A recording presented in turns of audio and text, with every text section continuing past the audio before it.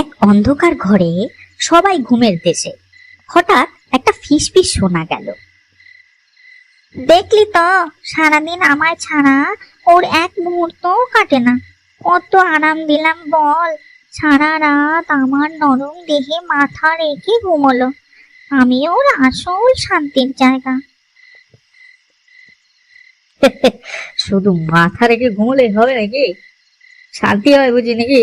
আমায় জড়িয়ে ধরে এপাশ থেকে ওপাশ, কখনো ডান পা কখনো বাঁ পা তুলে শরীরটাকে সার্বিক সুখ তো আমিই দেই। তুই বালিশ জগতের কলঙ্ক, নোংরা চরিত্র। ছি, আমি মালিকের কত সুখ দুঃখ, কত নির্ঘুম রাতের সাক্ষী। কতবার আমায় জড়িয়ে ধরে কেঁদেছে। ও সব বলো না গুরু, আমি চোখের জলটা সব গায়ে লাগাই না। যা লাগাই তা পাবলিকলি বলা যাবে না। ছি, দুগা দুগা, ছি ছি, পাপি মালিশ কথাকার। শীত বাঁধে গরমকালে তো তোকে কেউ ছোঁয়ই না। শোনো বালিশদা, তুমি হচ্ছ গিয়ে ডাল ভাত, আমি হচ্ছে বিরিয়ানি।